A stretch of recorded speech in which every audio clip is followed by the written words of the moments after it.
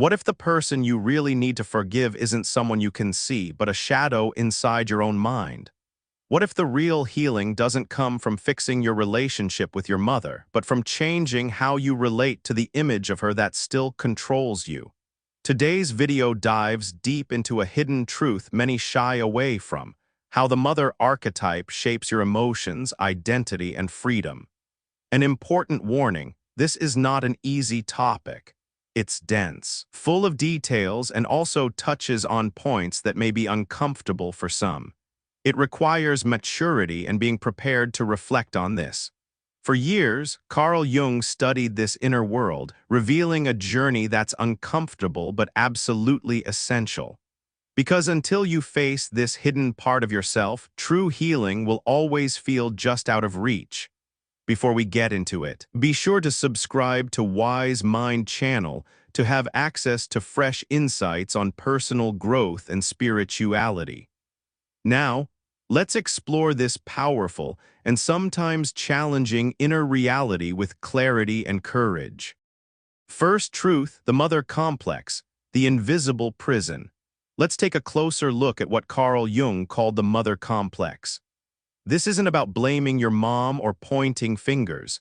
Instead, it's about recognizing an unconscious pattern your mind formed early in life, shaped by your experiences with her. These patterns stick with you long after childhood, quietly steering your emotions, expectations, and reactions in ways you might not fully understand. Think of the mother complex as a hidden script running in the background of your mind. It influences how you respond to criticism, how safe you feel accepting love, and even how much you seek approval from others. These aren't just quirks or bad habits. They are echoes from your earliest years when your nervous system was learning what it means to be safe and loved. Even if your mother was physically present, the emotional space she created might have been confusing or painful. Maybe her love felt conditional, like you had to earn it, or maybe she expected more from you than you could give. Sometimes she may have been overwhelmed with her own struggles, leaving little room for yours. These experiences don't just leave wounds, they shape the core of who you believe you are. Here's the tricky part: you're not actually struggling against your mother herself. Instead, you're wrestling with an inherited voice inside you, a voice that carries her tones, fears, and expectations. Recognizing this internal influence is the first step toward freedom, but it's only the beginning. Once you see how this mother complex operates beneath your surface, you can start to reclaim control.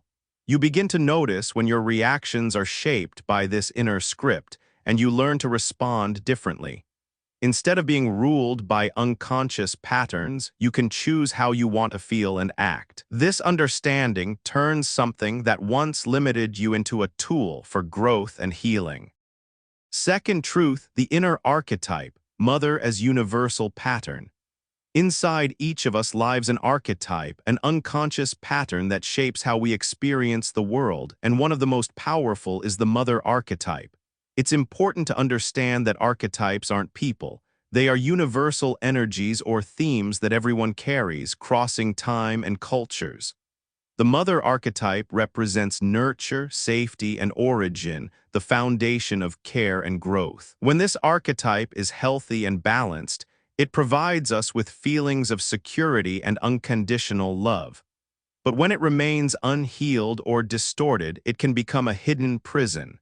Instead of nurturing, it may take the form of control, fear, or an overwhelming need for approval. This internal mother can sometimes be critical and harsh, constantly demanding perfection, sacrifice, or diminishing your needs and boundaries. The voice of this archetype might echo your mother's tone or language, but it lives inside your mind. It can tell you that you are never enough, that your ambitions are selfish, or that your worth depends on meeting impossible standards. This inner message isn't just a negative thought. It's a deeply rooted pattern influencing your relationships and self-view. One of the challenges is that you carry this mother archetype into your adult relationships. You might unconsciously expect others, partners, friends, mentors, to fill the role of your inner mother. When they inevitably fall short, it triggers feelings of abandonment or disappointment. But these reactions stem from the archetype projecting childhood needs onto present-day people. To free yourself, you need to name and recognize this internal mother. When you catch yourself reacting based on this archetype, you can step back, observe, and choose a different response. This awareness allows you to disidentify from those old patterns and begin creating a new narrative, one where you are no longer ruled by unconscious myths, but are the author of your own emotional story. Third truth, the invisible loyalty, the bond that binds. Beyond the inner mother voice, there's another powerful force quietly shaping your emotional world: invisible loyalty. This idea, introduced by Bert Hellinger, reveals how deeply we can be tied to our parents' pain even without realizing it. At its core, invisible loyalty is an unconscious promise to carry the burdens of those who came before us, especially our mother, so they don't have to bear them alone. This silent bond can keep you stuck in patterns that don't serve you. You might find yourself self-sabotaging right when success is within reach, or pulling away from love just as it starts to feel safe. Maybe you deny your own needs because they feel too much, or hesitate to speak up because you learned silence was safer. These actions aren't random mistakes. They are echoes of a child trying to protect a fragile connection, fearing that outgrowing your mother's struggles could mean losing her love. Invisible loyalty can also lead you to unconsciously mirror your mother's pain. If she was lonely, you might cling to solitude. If she was silenced, you might hesitate to express yourself. This mirroring feels like connection, but it actually keeps you trapped in emotional stagnation. It's as if you've been handed a script not just to survive her pain, but to live it again every day. Recognizing invisible loyalty means seeing these patterns not as flaws, but as expressions of deep human love, a love that paradoxically can limit your growth. The breakthrough comes when you realize that true love isn't about carrying someone else's pain or sacrificing your own well-being. Healing isn't rebellion against your mother. It's realigning with your own path. When you decide to honor your mother by rising above the cycle, you tell a new story. I respect you by choosing to heal, not by repeating the hurt. This shift frees you from the invisible chains that have held you back and opens space for your own growth, joy, and freedom. Fourth truth, the self-mothering process, reparenting yourself. One of the most transformative steps you can take on this journey is learning to reparent yourself. This means becoming the loving, supportive mother or caretaker that your inner child may have needed but didn't consistently receive. It's about nurturing your own emotional well-being with the care, compassion, and guidance you deserve. Reparenting isn't about being soft or indulgent. It's an active, intentional process requiring discipline and awareness. When you feel sadness creeping in, instead of pushing it away, you pause and listen. When anxiety or fear arises, you don't dismiss those feelings or judge yourself for having them. Instead, you ask, what do I need right now? What would a kind and understanding mother say to me in this moment? This internal dialogue becomes your emotional safe place.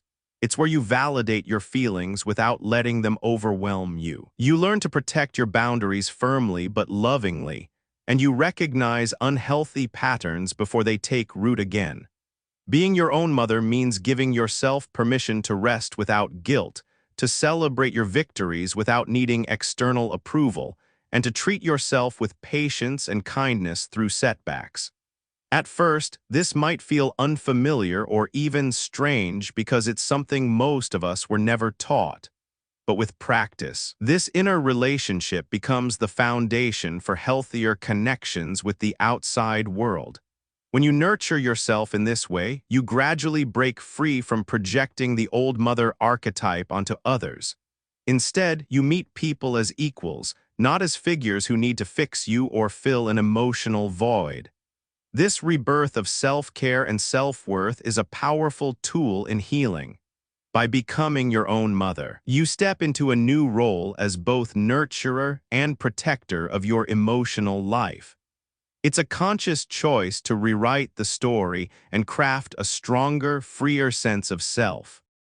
Fifth truth, closing the pattern, liberation and choice.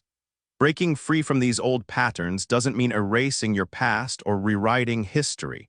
It means deciding you won't let those early wounds define who you are today. You may never get the apology you hoped for or the motherly presence you long to have. And that's okay, because healing isn't about waiting for someone else to change. It's about taking back your power and choosing a new way to live. The challenge is recognizing when you're still trapped in the old script, the moments when you say yes out of guilt, when you shrink yourself to avoid others' envy, or when you apologize just for taking up space. These small but frequent moments are clues. They are the echoes of the inner mother's voice trying to keep you confined. To end the pattern, you start by questioning those voices. Ask yourself, who planted this idea in my mind? Do I really want to carry this burden any longer? This practice is the doorway to emotional adulthood, where you move from acting on automatic responses to making conscious choices. Instead of living by old rules written for a younger self, you choose your own rules, guided by your values rather than past pain.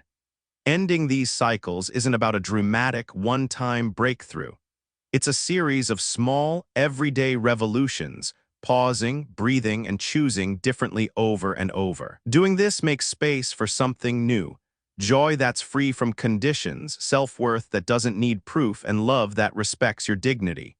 When you stop being loyal to what broke you, you give your true self room to grow. You let your clarity outshine inherited shame, and you build boundaries that don't isolate but protect and nurture.